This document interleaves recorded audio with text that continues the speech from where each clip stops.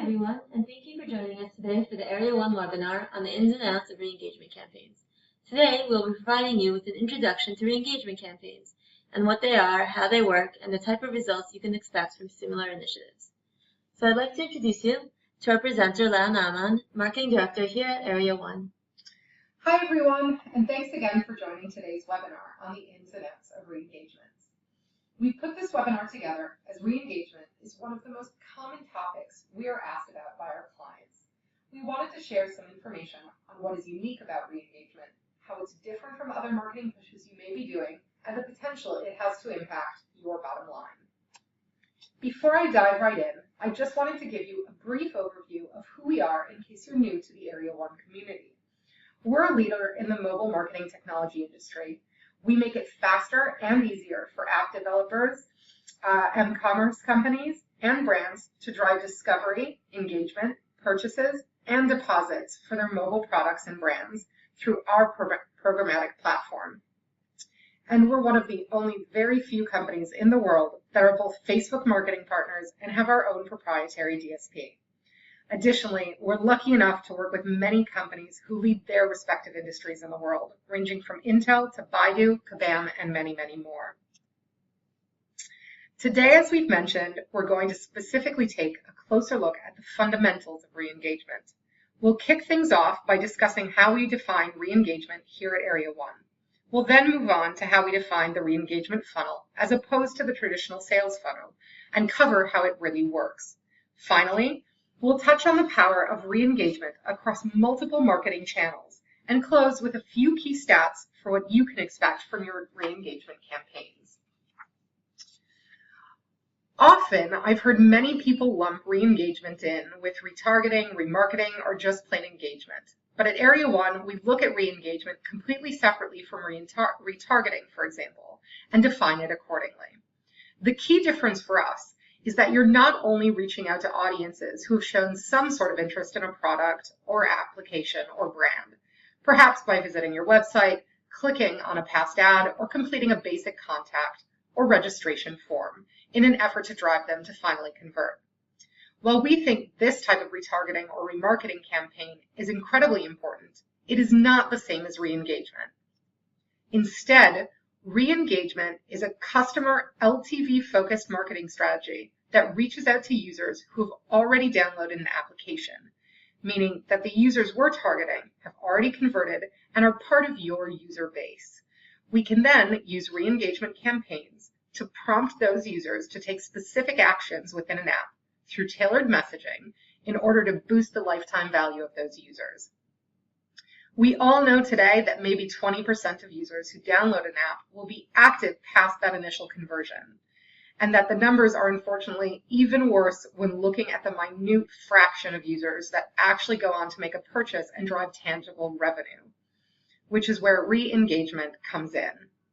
With re-engagement, you can reach out to users who are inactive, dormant, or have the potential to drive additional value with custom messaging.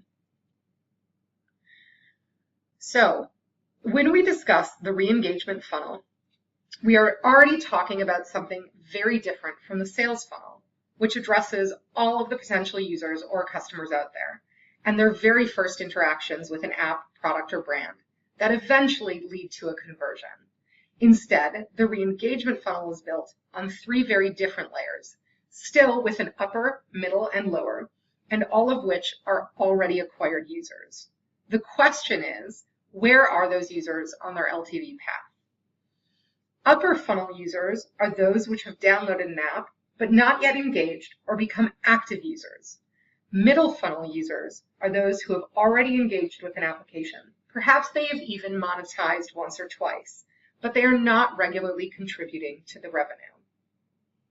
And finally, our lower funnel re-engagement users are those that already know, love, actively engage, and monetize in an application. Later on in this presentation, we'll touch on why even those users offer a great opportunity with re-engagement campaigns. So the next question is, how does re-engagement fit into your overall marketing mix? During the last stage of the typical user acquisition path, the customer During the first stage, sorry about that, of the typical acquisition path, the customer gets to know your app.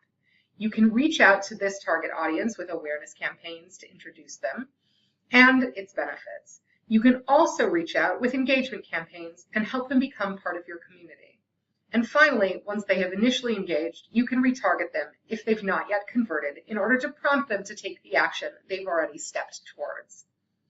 At the second stage, we see our users download and install apps, a process that can be boosted with both install and engagement campaigns. And while the impact of install campaigns is of course self-explanatory, we found that over the years, engagement campaigns also often lead to substantial boosts in downloads, and often at a fraction of the cost of traditional install and acquisition campaigns. For example, we've recently helped a very large and well-known internet utility company go mobile, using both engagement campaigns to reach out to their new audiences, as well as re-engagement campaigns to reach their desktop user base and help them get to know their mobile apps. These campaigns went on to generate a 40% increase in daily downloads. Had the developer decided to utilize traditional app install campaigns, we would have expected CPIs to reach approximately 4 times what they did with engagement and re-engagement initiatives. Finally, then, in stage 3, you have an audience of current users who have already converted and proven at the very least their initial interest and willingness to use your product or application. Earlier we mentioned the stats that I'm sure you're all already very familiar with, where many users just download an app but never go on beyond that conversion. We see this as a wasted opportunity at Area 1 and are using re-engagement to make sure that developers don't just acquire users that don't in the end add value.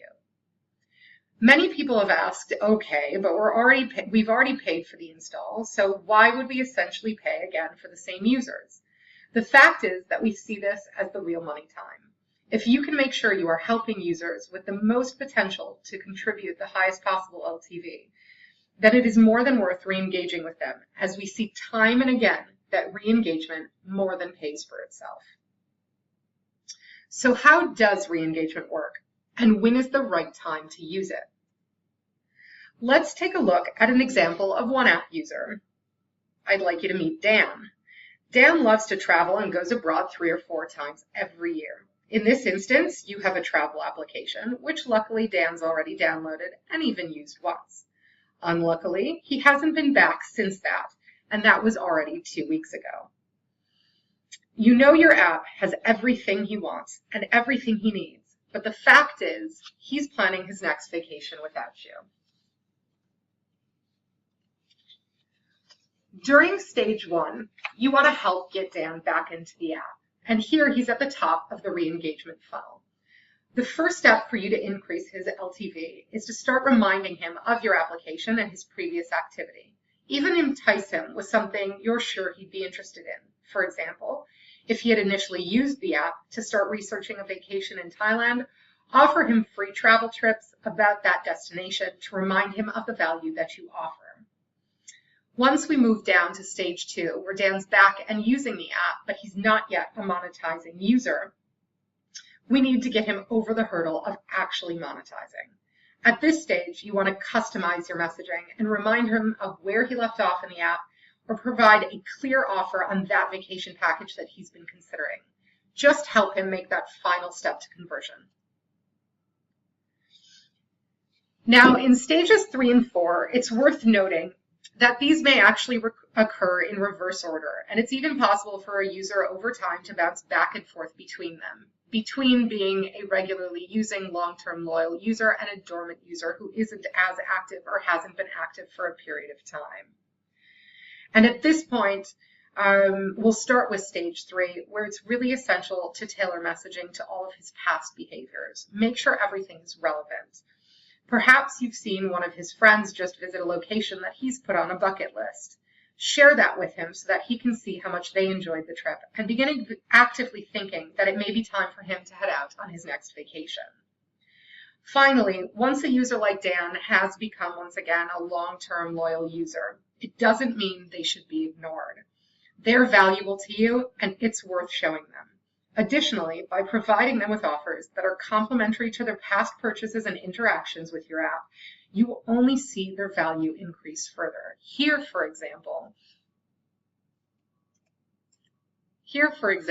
you can see that we're offering Dan 10% off on his next vacation just for rating his past one. So each stage in the re-engagement funnel is designed to help the users that are most likely to become long-term highly monetizing users do so by ensuring they don't forget about your app and that they get the very most out of using it. So how do you get re-engagement to work for you? Firstly, you know your customers better than anyone else. So start putting your user data to work for you. And if necessary, ask a partner like Area 1 to help. Identify the audiences that have the initial traits of your most valuable customers and begin reaching out over time. It's important to reach out and engage with them everywhere they are, whether you're using other applications or keeping in touch with friends on Twitter and Facebook. With re-engagement, and if you re-engage them across multiple channels, you'll be sure your application is always on top of their mind. So today, cross-channel re-engagement in action is the way to go. With device IDs and other unique identifiers, it's now possible to reach your audience in nearly every mobile place they are. Reach them when they're using other apps with campaigns through real time, or while they're on social media sites, chatting with friends, on their way to work, or on the way home in the evening. Something that is very important when running cross-channel re-engagement campaigns is to ensure that you rotate and layer your messaging. In the end, this will prevent users from content blindness, where they just don't notice you anymore. And importantly, it'll prevent your messaging from becoming an annoyance or even offensive. Remember, if one of your ads hasn't worked, then you may not be sending the right ad to that particular client, and it's time to try a new approach. Additionally, this allows you to build a story for your customer by introducing them to new aspects or parts of your application and providing them with more attractive offers over time to ensure they make that next in-app purchase. Take these examples here at the bottom, where we're giving several different messages and providing a story over time to an individual user. First, you can ask them to share their experiences with friends. You can then offer them travel tips and best practices. And finally, you can ask them to complete a profile of their last vacation, which can be shared with others in the application.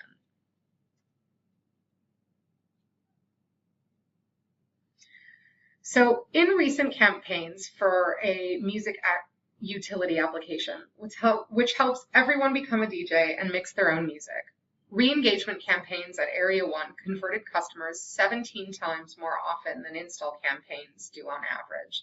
And crucially, that re-engagement was performed at only 1/4 of the cost of initial install. These are numbers that you can expect to see during your re-engagement initiatives. These are trends that we've seen time and again, with costs ranging between 1/4 and 1/5 of the average install, and conversion rates up to 20 times that of successful acquisition campaigns. This, we know, is due to the ultra-high relevancy of the users that are being targeted. Not only have these audiences shown previous interest, but they are already current app users. So remember, when you're considering re-engagement campaigns, first, they are designed to help you increase the value of mobile audiences you've already acquired, which really sets them apart from things like retargeting and remarketing initiatives. Second, you already have the data to make re-engagement campaigns a success. With your first-person data, you can reach your users everywhere they are on social and all of their favorite apps. Finally, build your messages over time. Tell your users a story. Keep your apps and offers consistently on top of their mind, and make sure they're coming back and getting the most out of your application. Finally, don't forget, one of the major benefits to re-engagement campaigns is that they're substantially less expensive than acquisition campaigns and result in conversions 17 to 20 times more often than traditional acquisition campaigns. So in the end, there's just no reason to not re-engage. Okay, great. We just want to thank everyone for joining us today on the ins and outs of re-engagement. And if you have any questions, feel free to email